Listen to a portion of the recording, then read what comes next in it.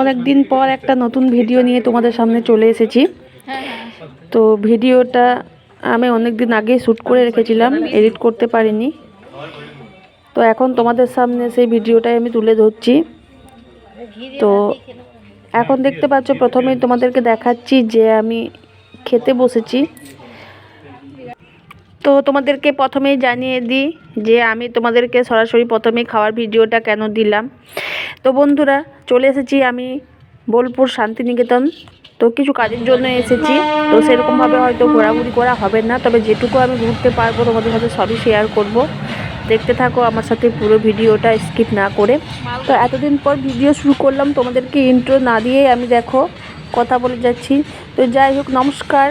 আশা করছি তোমরা সবাই খুব ভালো আছো। আমিও তোমাদের ভালোবাসায় ও আশীর্বাদে খুবই ভালো আছি। তো তোমরা দেখছো এখন তড়িঘড়ি লাইভ চ্যানেলের ব্লগটা। তো চলো শুরু করে দিয়েছি আমি ব্লগ। আর আমি যে কারণে এসেছি এখানে বোলপুর, তো কঙ্কালীতলা মায়ের মন্দির দর্শন করতে এসেছি। এই মা এখানে খুব জাগ্রত। তো এসেই দেখো আরতি হয়ে গেছে এখানে, আর এত সুন্দরভাবে এখানে পুজো দেওয়া হলো যে কি বলবো। আর এখন হচ্ছে সন্ধ্যের টাইম, বাজছে তোমার 7:30 থেকে 7:45 মতো বাজছে। তো সেই মতো সন্ধ্যা আরতি দেখে মায়ের প্রসাদ খেয়ে তারপরে মাকে পুজো দিয়ে দেখো একটু মায়ের মন্দিরে চারপাশটা ঘুরে ফিরে দেখছি। তো সত্যি এরকম এত সৌভাগ্য হবে কি না জানতাম না আমি। তো হঠাৎ করে আমার বোলপুরে চলে আসা, তো জানি না, হয়তো মায়ের দর্শন করার জন্যই আমার আসা এখানে। তো ঠিক ছিল না বোলপুর আসার, তো চলে এসেছি আমি।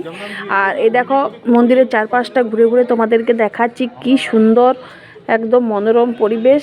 তো সাধারণত সকালের দিকে এখানে প্রচুর ভিড় থাকে।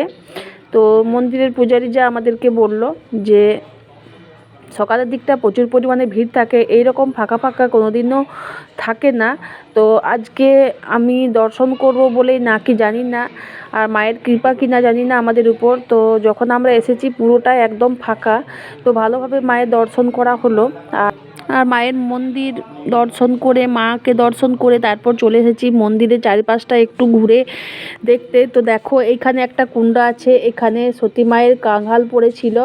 তো এইখানে 51 পীঠের শেষ পীঠ এই কঙ্কালীতলা। তো এইখানে একটা কুণ্ড আছে, সেই কুণ্ডটা তোমাদেরকে দেখাচ্ছি। তো এই কুণ্ডের জলে হাত পা মুখ ধোয়া বারণ। তো দেখে নাও কুণ্ডটা। তো আমার তো খুবই ভালো লাগলো। আর চারপাশের এত সুন্দর লাইটের কাজ যে কি বলবো তোমাদেরকে বন্ধুরা। তো আর এইখানে এই কুণ্ডের জলে ফুল ফল ইত্যাদি ফেলা নিষেধ দেখো। তো খুব সুন্দর জায়গা, সব দিকটা মিলে আমার আজকে একটা তীর্থ হয়ে গেল। তো যাই হোক, জীবনের একটা গুরুত্বপূর্ণ দিন মনে হচ্ছে আমার কাছে আজকে কঙ্কালীতলা মায়ের মন্দির দর্শন করে। আর এইখানে দেখো কি সুন্দর লাইটের মধ্যে বড় বড় করে লেখা আছে কঙ্কালীতলা। তো এই যে গাছগুলো সেগুলোকেও সাজিয়ে রেখেছে লাইট দিয়ে, আর চারিদিকে লাইটের কাজ দেখতে পাচ্ছ বন্ধুরা তোমরা।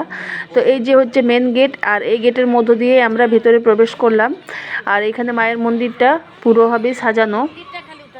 তো এখানে একজন পূজারী বলছিলেন যে এইখানে প্রচুর দোকানপত্র আছে, তো সেই দোকানগুলো এখন বন্ধ হয়ে গেছে, যে মায়ের জন্য জিনিস কিনে কিছু দেবো। তো আমাদের কাছে শুধু যেটুকু পয়সা মায়ের উদ্দেশ্যে চড়াও করলাম, তো সেইটুকু দিয়েই আমরা শুধুমাত্র পুজো দিলাম। তারপর চলে এসেছি, পাশেই আছে একটা ভোলানাথের মন্দির, তো সেখানে চলে এসেছি দেখো। আর সেখানে সন্ধ্যা আরতি হচ্ছে। তো এইখানে সাধারণত ভিডিও করা বন্ধ আছে, তো আমি পারমিশন নিয়ে একটুখানি ভিডিও করলাম তোমাদের সাথে শেয়ার করব বলে। তো বাবার দর্শন করে, মায়ের দর্শন করে আমরা ফিরছি। তো ফিরতে ফিরতে এখানে বোলপুরে দেখো রবীন্দ্রনাথের 3 পাহাড় আমরা পরিদর্শন করছি। তো খুবই সুন্দর জিনিস।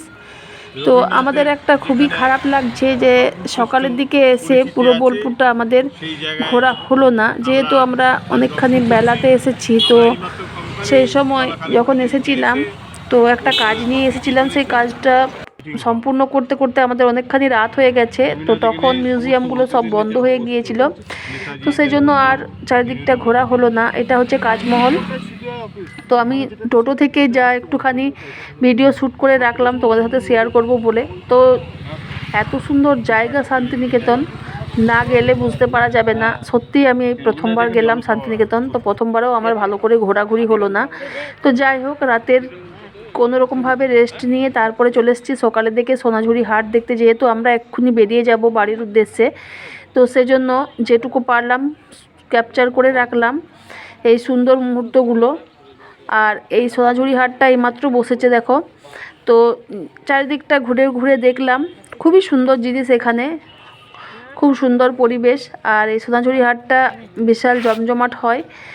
তো সাধারণত প্রতিদিন এখানে সোনাঝুরি হাটটা বসে না, শনিবার আর রবিবার দিন এখানে বসে। তো আমরা যখন গিয়েছিলাম তখন ছিল তোমার ডিসেম্বরের শেষ দিকে, তো সেই জন্যই হয়তো এখানে প্রতিদিন বসছিল।